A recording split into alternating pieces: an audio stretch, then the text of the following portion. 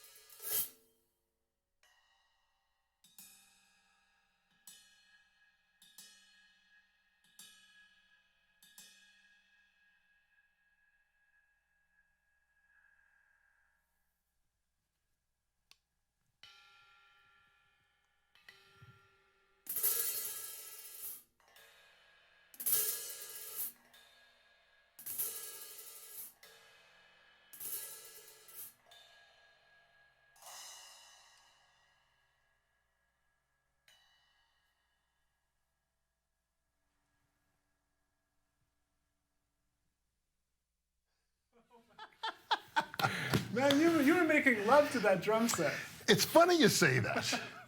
That, to me, is really what a relationship is. This was kind of an out-of-solo context of playing. It was kind of getting to know the kid, and that's really what it is. We need to have a relationship with the drums. They are an extension of who we are. Yeah. It's about fun. It's about expression.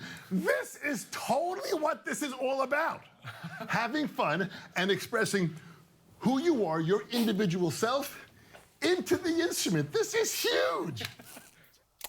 All right, well, what better intro than that? Hey, guys? Yeah. No kidding. And so this is a very special episode of the Drum Department. We are going to remember drumming's global ambassador, Dom Famularo. And Dom was a good friend of everyone here and visited Drumeo many times throughout the years. And so one thing I think about when I think about this episode is if Dom were here, like what would he want? Would he want us to be like sad and just like not happy? And if you look at that intro and what he did there, I don't think a smile came off his face once. I don't think a smile came off my face once either. And so I think Dom would like us to remember him for that, giving energy, positivity, enthusiasm. And so for that, I'm excited to dig into that. But obviously we all miss him dearly. You know, he passed away way too early in life. And so, but yeah, this drum department a little bit different. But we're going to be sharing some clips that have never been seen before. We're going to be telling some stories that maybe have never been shared and things like that. But ultimately, we just want to take some time to just intentionally remember our friend and drumming's global ambassador, Dom Famularo. Welcome to the Drum Department. All right. That's great, Jared. It's not a stinger like you normally do it. But. No, yours is way more calm. Dom would have been somewhere in the middle, I think. I think he would have been up here. Over the top. Yeah. A big smile on his face. Yeah, I want to encourage everybody out there as well. If you've ever met Dom, if you've ever met Dom, you probably have a Dom story. Yeah. But maybe you have one of Dom's books and that inspired you. Please feel free to share your stories in the chats with us. We're going to continually monitor and check the chats, and we'll share some of those stories as we go along today. This is a celebration of an amazing man's life's work. And I think all of us here have been lucky enough to spend some time with Dom in different iterations, and I don't think I ever had a bad time with Dom Famularo. No. I just want to quickly read a couple things. I thought it'd be a good place to start, because some of you may not even know who Dom is, right? So Dom Famularo, we called him the world's drumming ambassador, or the drumbassador. He, like so many drummers, he was 11 years old. It was the Beatles on Ed Sullivan that started him off. And by 12, he's a very quick learner. He was gigging by 12. So, so he was playing some Beatles tunes already by the time he was 12. studied with Joe Morello, studied with Jim Chapin, two of the most legendary names ever in drum education. And I think that's really what inspired Dom to kind of connect all of us together. I think he saw that these guys were kind of the old guard of drum education, and he saw himself sort of as a bridge and made sure he connected everybody. But by doing that, I think he realized there was a whole lot more power in that connection in the community with drummers. He connected drummers of all styles, types, creeds, colors, races, you name it, because he wanted us all to be better people through drumming. I mean, I think a lot of what Drumeo does is inspired by that credo by itself, as simple as that is. He wrote many books. He co-wrote a ton of books. But two of the most important books he wrote, one's called It's Your Move, the other one's called The Cycle of Self-Empowerment.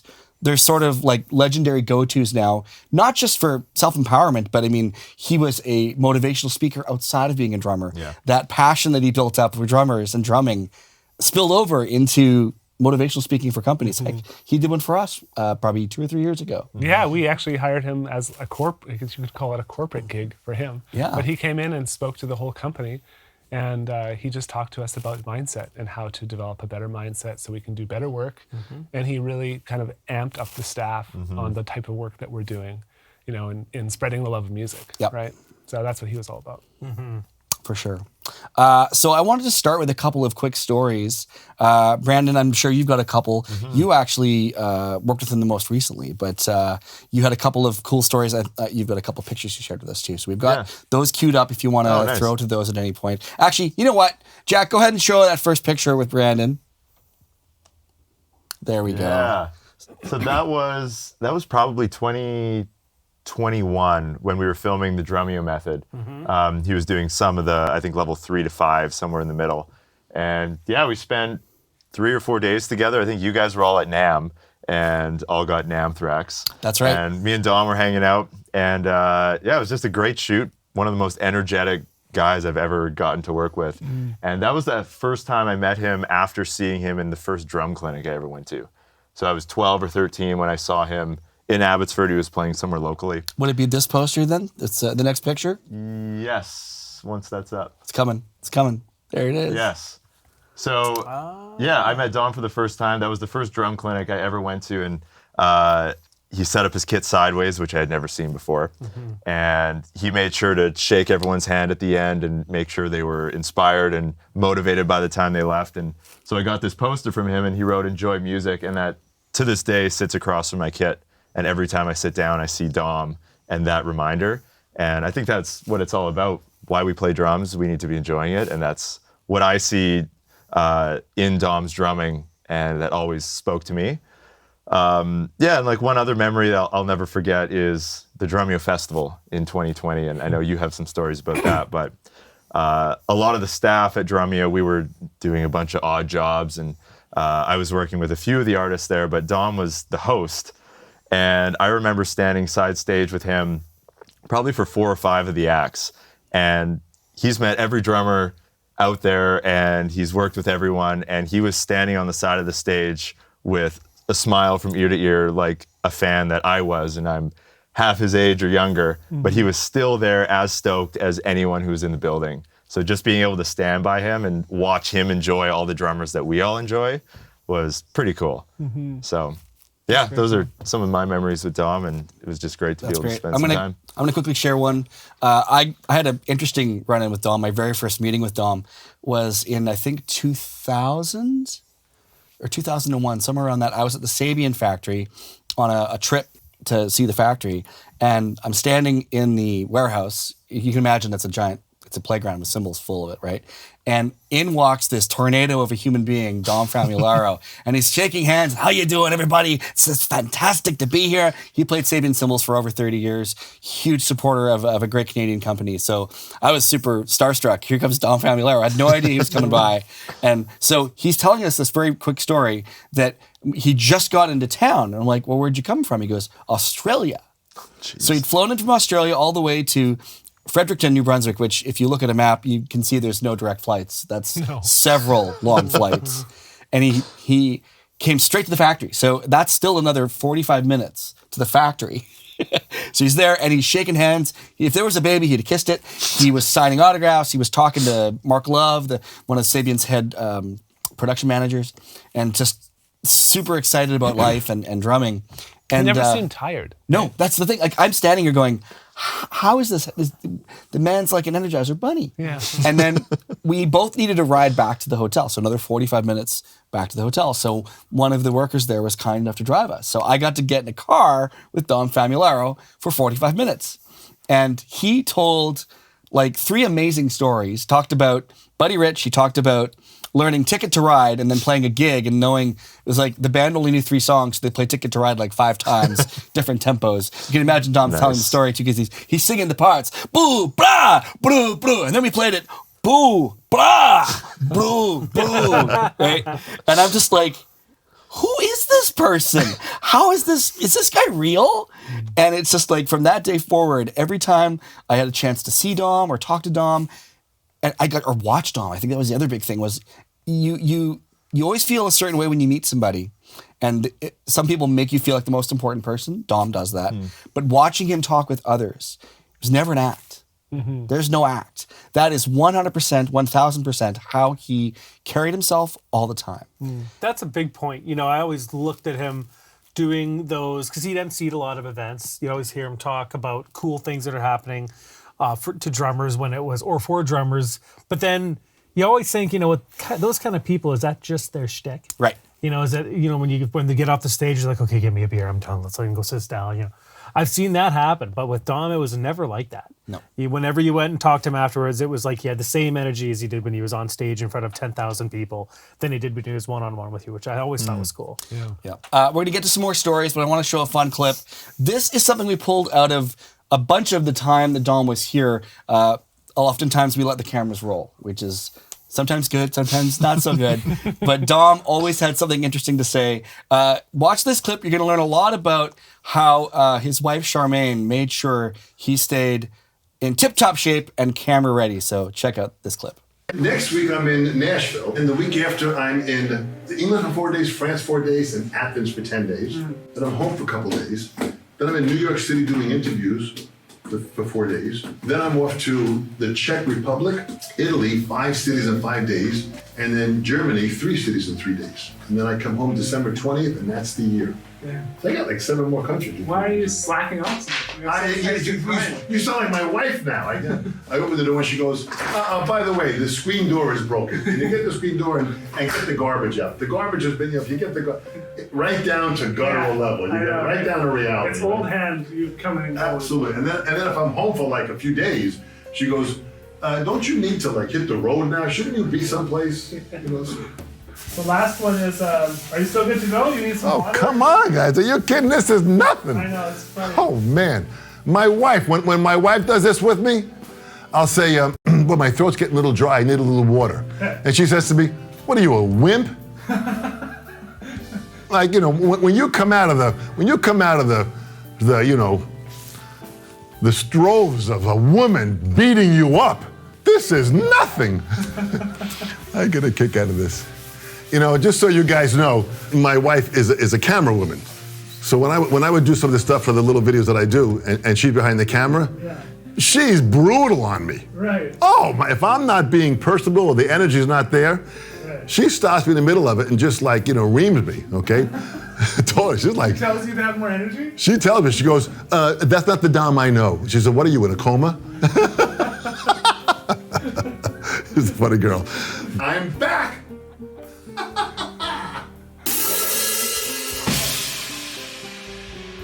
Take it home.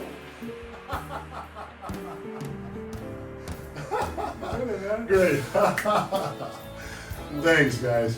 When I do this here, when I'm long gone, and when I'm not here anymore, you know, this footage will be available for people to still listen. I mean, what would it have been like if we had George Lawrenson talking to us about his book? What would it have been like if we had these great guys, you know? I said that as you started. I said, 50 years from now, people will still be watching. They'll still be looking at this saying, this sticker truck's still going around, yeah. That's a cool thought. Amazing foresight he always has. Yeah. Yeah, and he really thought about making those investments. Yes. You know? And he knew in his mind what he was saying. It's like he won't even get to reap the benefits of all this, but he just knows that what he's doing is good, and that's a good example of someone who gave more than they took. Always. You know, which is a good lesson for all of us. I remember when I first started doing a lot of content and calls for artists, and we started bringing a lot of drummers in. I had never seen Dom in a clinic. Like I think you saw him at a festival, you saw him in the clinic. I had just heard these stories. And what I'd noticed is that every single drummer we brought in, whether it was Roy back in the earliest days, all the way to even to today, every artist has a story about Dom. It didn't matter where they came from, whether they were like Antonio Sanchez in the jazz Latin world, whether it was Gene Hoglan in the metal world. It didn't matter who it was. They all had a story about Dom.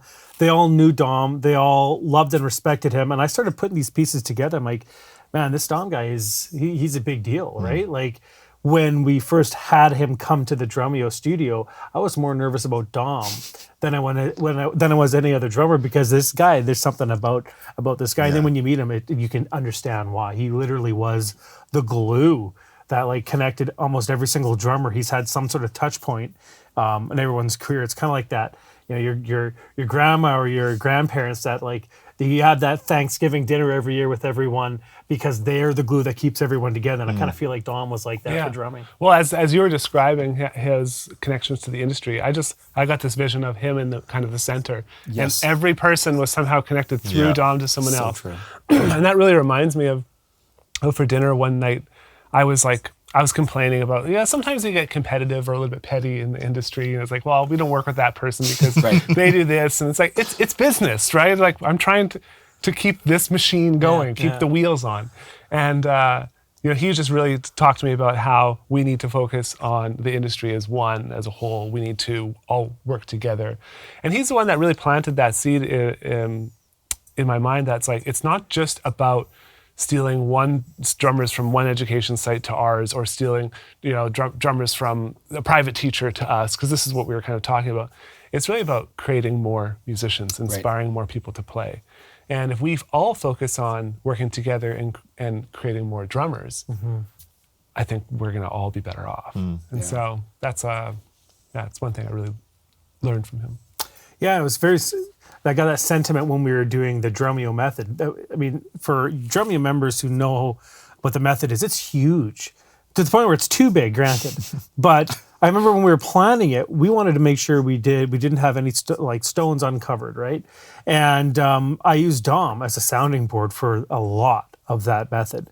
We would have regular calls. He would give me advice, and he never felt as it was me trying to like scoop information from him as an educator for all these years. He's got so much experience in pedagogy, but it was never like that. He was excited more than anything that we were able to modernize education for drummers and make it a little bit more exciting than some of the traditional books. And I was just floored with how helpful he was in the creation of that method. And we ended up getting him out to film some content for that out in 2021. But he was one of the first people to start doing lessons online. That's for sure. Yeah. Not in the sense of like signing up for Drumeo, like you're all experiencing here, but more in the sense of like Skype came out, and he saw that as a tool that he could then connect with a student around the world. Yeah. And so I think he had something like in between 1,000 and 2,000 students that he had taught privately, so crazy. Whether it be online or in person. So Isn't that amazing? I had many members that would send me pictures of them with Dom back in the 90s, or a lot of our members still took lessons with Dom while they had a membership to Drumeo too. And it was just, I've just never seen so much, so many students that have had some sort of connection with him from an education standpoint. Someone in YouTube chat saying they studied with him in 1994 and 95 at Long Island Drum Center. Wow. Yeah. And then when you start talking about stories of, when we were at Dennis Chambers talking about I won't gonna say the name, but the symbols that he had that they have that no one else knows about. Like Dom had his hands in that story. It's just like everywhere you go, it's like Dom was there at some point, or no one knows that but Dom. Working with trying to get a project going with Steve Gadd. And Dom's like, oh, I'll talk about it. We'll get this happening. He just wanted. It was cool for drummers. I'm in. He wants to do it. I'm gonna do it. I'm gonna connect those dots. It opens up all these other stories and Yeah. oh man, someone's gonna start cutting onions here soon. All right, I want to start. I want to share a couple of stories from a couple of drumming legends who wanted to pay their respects to Dom's legacy. So number one up here we have, because this is such a great story, Todd Zuckerman, drummer with Styx, done a bunch of great stuff here with Drumeo, but he's such an amazing presence online for drumming. He says, R.I.P. to the one and only Dom Famularo. Such sad news. Drumming's global ambassador, master of ceremonies at just about every drum festival around the globe. Drummer, teacher, lecturer, husband, and father. One of the most inspiring and positive human beings I've ever met. He fought cancer for a long time with strength, courage, and positivity. Condolences to his family, loved ones, and friends. A true American vintage. True American original. Okay, bring up this picture. There it is. Great. So, it says, I love this picture of Dom on my kit at the closing of the I'm going to get this wrong, La Rioja Drum Festival in Spain. It was about 1 a.m., much wine was had, and I somehow ended up on guitar behind him. What a time. I love the look on Todd's face in this picture. Yeah. It's just like, what are you doing, man? And Dom's doing that classic 2 sticks thing where his other arm just goes out like this and yeah. he gets the cut. Yeah, he's probably mid Dennis Chambers triplet fill. Yeah, right that's the there. sweeping between the cymbals, right? Maybe that's a Dom Famularo trick that Dennis has. I don't know. We got one other one I want to share from Mike Portnoy.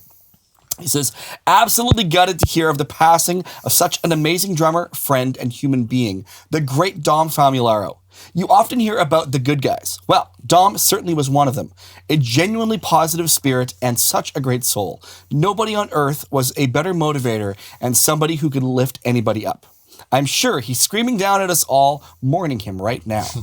And beyond being such a great person, what an inspiring drummer. He always made me shake my head and smile watching him play. We're all going to miss you, my friend. Thank you for your decades of inspiration. R.I.P. Dom Famularo. There you go. All right. I want to get to another clip that we have. This one was really hit home for me. I didn't know this about Dom at all. Maybe you guys knew. He had a speech impediment. He was like a stammer as a kid. I remember him talking about that once, but he didn't talk about it that much. It seems the people that speak the best have had to work at it the most. Yeah. And he's a great example of that. He did a podcast when he was out for the Drumeo Drum Festival in 2020 with Seamus. Yeah. And I want you guys to check out this quick clip nice. of him talking about how drumming changed his life. I understand when you were a child, you had a pretty bad stutter. And something that I wonder with that is sometimes when we have these, I guess, these obstacles that we have to overcome, sometimes it's a different vessel that gets us to a resolution. And with you, I think it had a lot to do with music. And so explain to us about, I guess, how far you've come, because you're one of the best public speakers I've ever seen, not just within the drumming community, but in general. So talk to us a little bit about how music empowered you internally to become the speaker that you are today. Boy, thank you so much, Seamus, because when I hear that, I still see myself as that little boy that stuttered. And I wore glasses at 8 years old, so my vision was always not good. So being able to not see well and then not speak well really lowered my self-esteem, and I had very low confidence in who I was. And it was really a challenge that people would make fun of me. They made fun of me with my glasses, and they called me Four Eyes. When I stammered and I was on a word, people are usually laughing at you and not necessarily with you. Sure. And you're fighting to try and find that word, and you just can't find it, and they're laughing at you. So when they laugh at you, you further stammer more, until finally I just said, I am going to stop speaking. So as a child, I realized that this was not good. So I have to change this. At that time, around when I was 11 and 12 years old, is when drumming entered my life. And that's when I saw the Beatles play on the Ed Sullivan Show on February 9th of 1964. And when I was with my brothers and family watching this TV show and the Beatles came on, and it was just so magical that it, like a magnet, it just drew you into music. You wanted to play music. Yeah. So my two older brothers played guitar and bass. I grabbed the drums, and we just started putting together sounds and learning songs from the Beatles. And I started practicing. And when I practiced, my discipline, my concentration, my focus, all qualities of what we need to have in life came out of music. I wasn't getting it in life, but I got it from music. Yeah. And then when I started to play music, and we played these songs, and we got audiences there, and we eventually got hired to perform. We were being paid to play. Here I am, 12 years old, and I'm being paid to play for a party. And as I'm playing, the people are applauding, they're dancing. The acknowledgement and the acceptance added incredible value to who I was as a person. Yes. Once that value happened, I began to say that to myself, that maybe I am good at something, that I don't have to, let people make fun of me or bully me. Right. And that slowly started to help me stammer less. And I started to speak more cautious and slowly, just like practicing. I had to practice exercises slowly to get them comfortable. And those techniques I just used with speaking. Right. And I began to try to articulate every single word that I spoke the same way I articulated patterns I was playing. To get it clean, I had to make sure every note and every dynamic of louder to softer was played on different types around the drum set. And that skill base, I just applied to when I spoke. So I began to chew the words that I was speaking, so my mouth was working more to deliver each vowel and consonant right down to the D at the end of the word. The word. Listen, life is about the message. What they're hearing when they hear our voice, it's about the message. Wherever anybody is hearing my voice right now, I want them to understand the message is totally in your control to make the choice to want to deliver your message better. And if this vocal skill that I need to have is going to help my message reach somebody that's hearing this voice now and maybe in the future, and maybe when I'm not here in years to come, and they hear this interview and they hear me speaking, and they are motivated to try to take themselves to another higher level, then the message was delivered and it worked. Right. If I'm not clear, I missed that opportunity, that chance to lift a soul. I just don't want to lose that opportunity. Did he ever not say something amazing? Yeah. I was combing through a lot of footage for this, and I was like, I could have made that clip shorter, but I was like, why? Yeah. I know. He's got something great to say every time he spoke. Exactly. I think, I know I'm super guilty of over talking all the time. And I try to watch that and I go, gee, how do you get to that point? But it's like, he inspires you on such a human level that's almost supersedes the drumming and all the other stuff. Yeah, It's there's a amazing. lot there. Like he said, it's within your control so you could hone in or perfect your message. So it's like really an interesting thing around like obviously personal responsibility, that you need to have a message. You need to, there's so much there to unpack. So just like you said, that interview is available on Apple Music or Drumeo podcasts. got podcast. I got a link over here. Yeah. But that's probably Dom. Yeah. That's right. Yeah. He's adjusting the lights a little. Yeah, it's the lighting's too not right. bright. Hey, Dom. Right. That's so good. One thing that we don't talk much about with Dom, because he was such an amazing speaker, fantastic drummer. I got to see him play at the Vancouver Drum Festival in 1998, 99, somewhere in there. And he was the last second fill, and he was hosting. But two artists canceled like day of. So they ran across the street to Tom Lee, which is the music shop across from the venue. They quickly threw together a drum kit. I think he was playing Tama at the time, and threw the kit together for him. And he set up sideways, like you were mentioning before, and he played. And it was like, I'd never seen him play the drums before. And I was like, whoa, what's he doing hosting stuff? This guy should be playing the drums. He should be touring with somebody.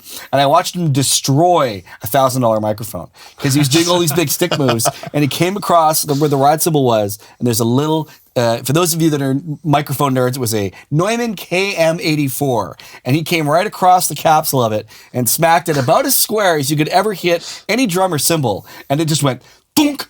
And all of a sudden, you couldn't hear that side of the drum kit so well.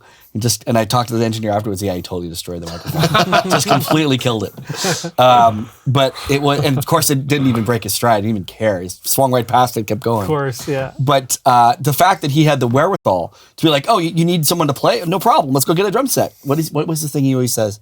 There are no problems, only challenges. So, and I think he just was always up for the challenge every day. I've been trying to find the footage of him playing at the Larry London benefit concert. If anyone has that, it's a VHS. Oh, right. That's how I got it. And there was like the Hip Pickles were there. That's It's like, right. and a few other, you probably weren't even born yet, Brandon. I know. I want to see it. I think that might even be like a DCI video. It was the first time, and there was a whole, like a big band, and I think he was playing Birdland or something, and he was just doing his thing while shredding on the double bass. It's the first time I saw a drummer just. We got to get that on YouTube. Sounds like Tyson has that actually. You Of course have he that? does. Okay, we got to get that. You gotta get We that. got to get that on YouTube. Yeah. Quick comment from someone in the chat, from Binkwood in the YouTube chat, says, first time I saw Dom was with Simon Phillips, and Dom was using single bass. I then saw him about 2 years later, and what he could do with two bass drums was nothing short of miraculous. Yeah, he was so fast. Yeah. But he was a student. He never stopped learning. I mean, I talked to him. We did a masterclass for Drumeo 2 years ago, a little more over 2 years ago, and he was more excited about telling me about what he was working on than anything else. He's like, I'm a book junkie. He's like, I have 2,000 drum books, and most of us would say that, and then you just point to them, and there's just they've never been moved. I swear, I'm sure he went through them all. Yeah. He loved education. Yeah. I like the point you brought out about his playing, because a lot of people see him as the ambassador, the MC, the motivational speaker and stuff, but he was a killer player. Oh yeah. And I'm sure, I don't know if you have any clips of the Happiest drummer. You are that's what we're gonna end on today. But I do have a clip we're gonna share in a second. So keep going on this. Oh, okay. I was just gonna.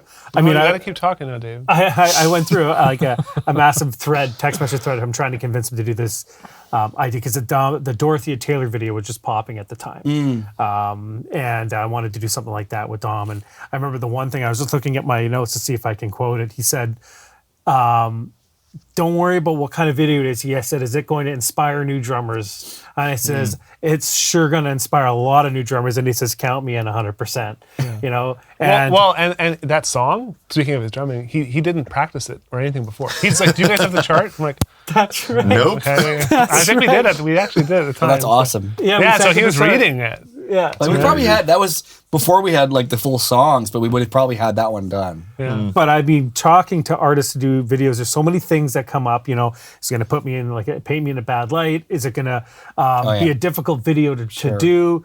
Do I want to be typecasted as that kind of drum? He didn't care about any of that. The only question he asked is, it's going to inspire more drummers. And once the answer was yes, he was in. So we'll show a clip of that towards the end. You have something like that. We're gonna end with that. But speaking of his brilliant drumming, he did something impromptu at our festival too.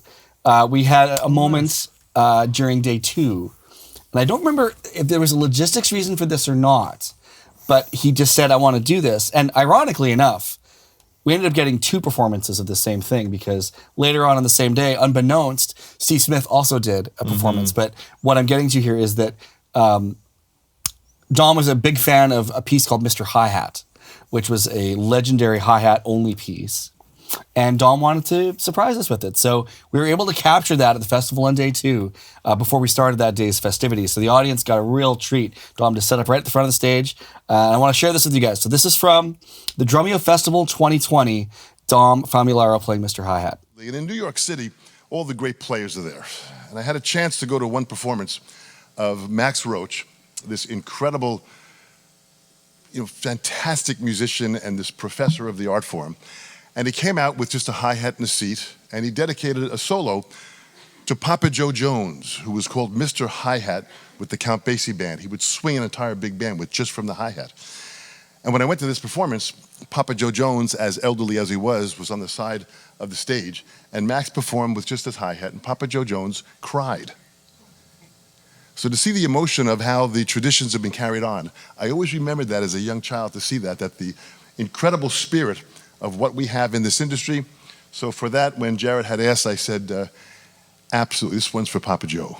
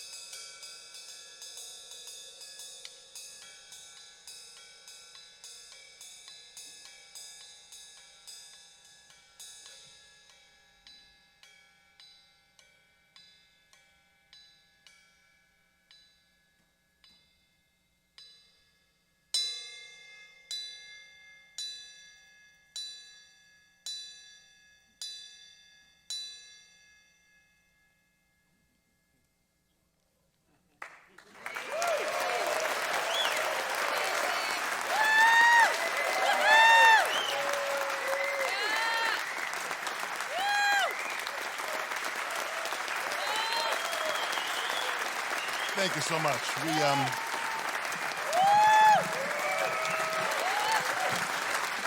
Thank you so much. The elements of tradition and history.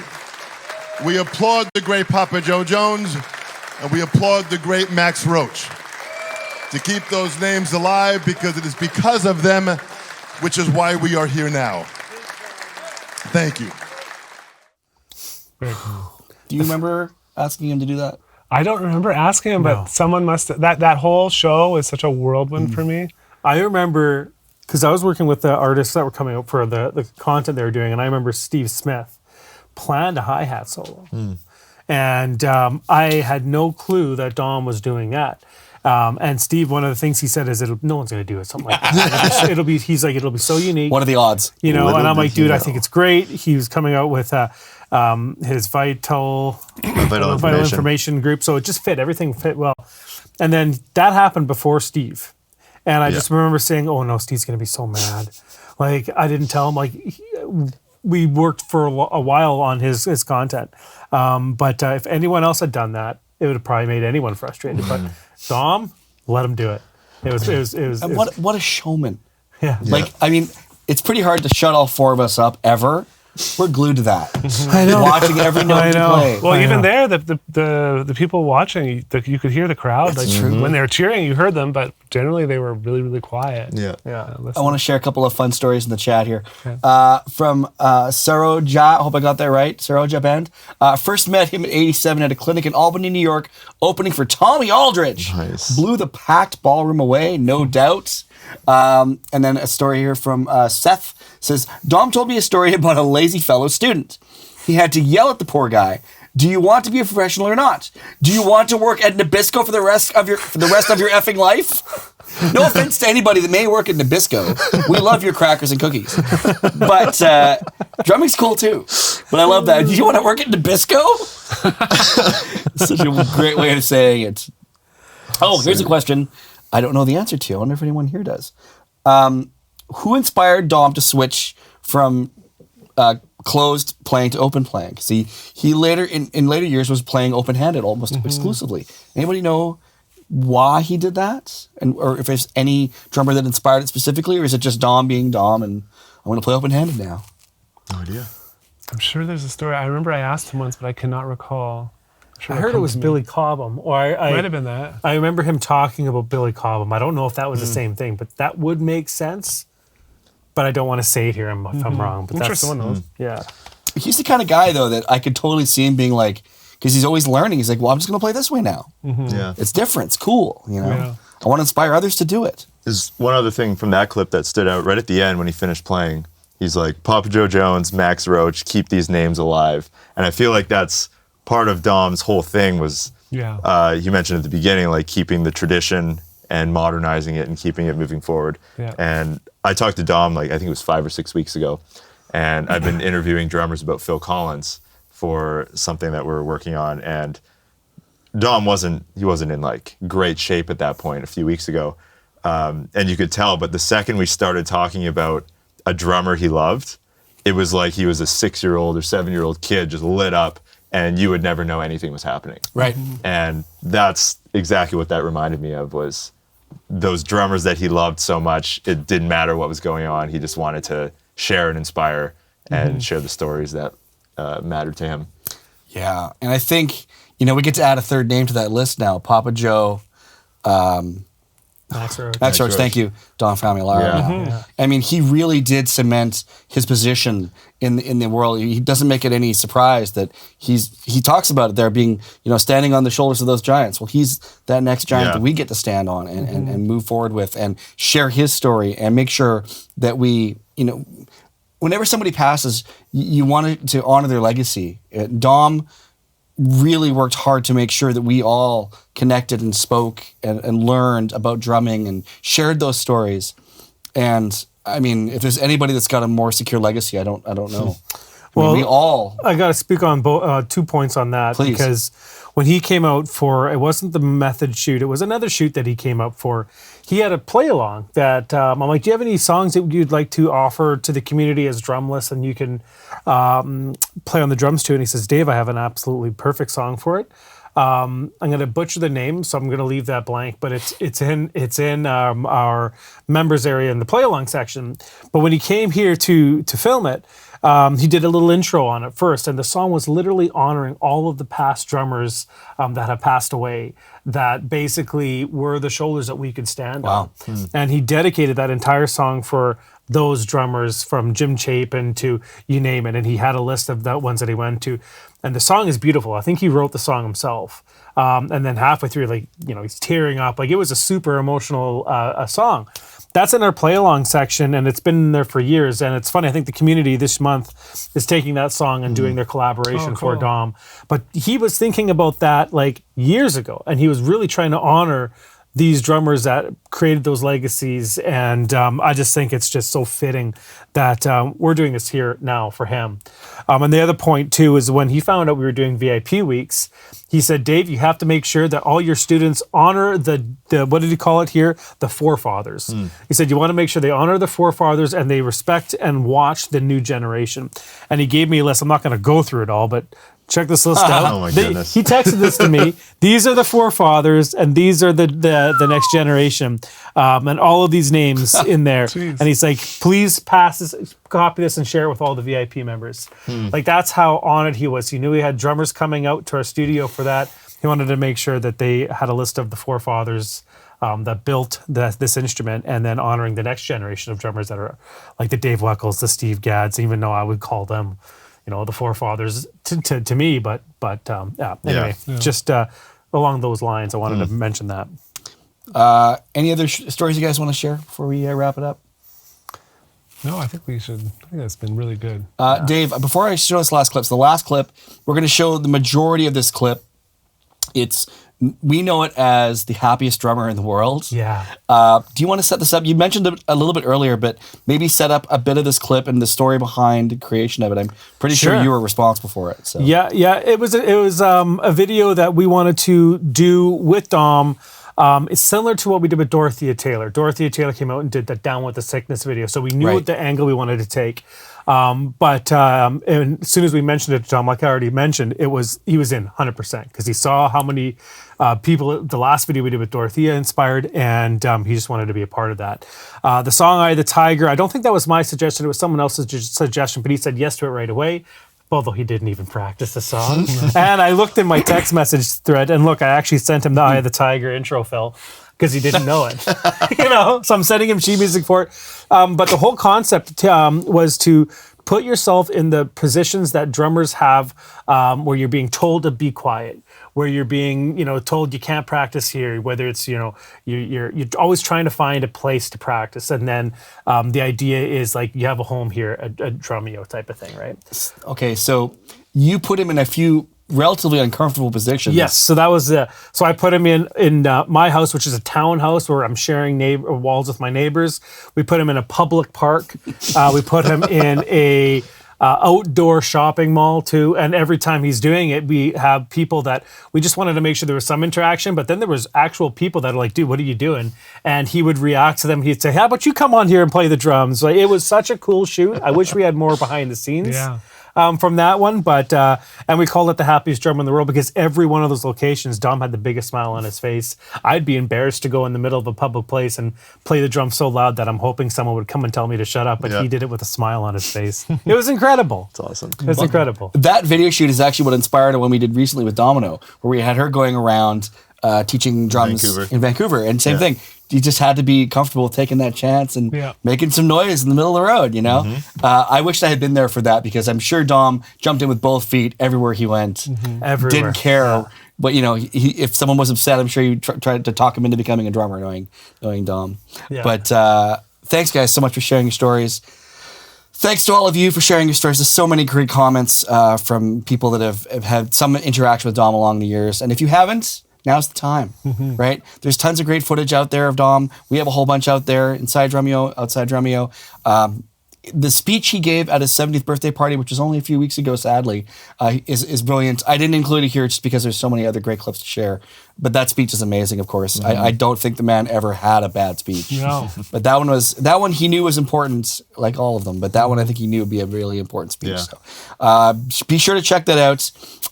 We're going to leave you guys with this clip. So this is the happiest drummer in the world. The very end of this is a clip we've pulled.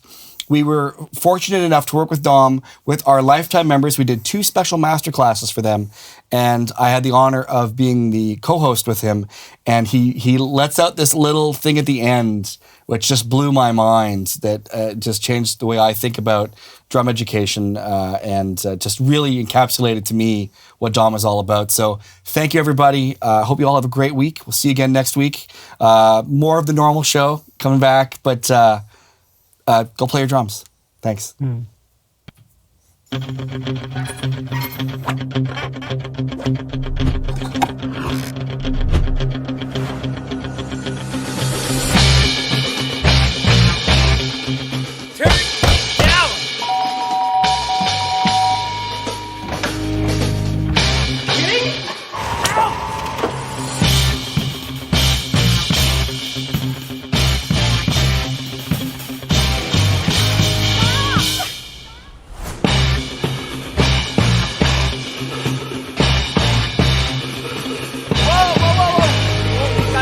Out of here, man.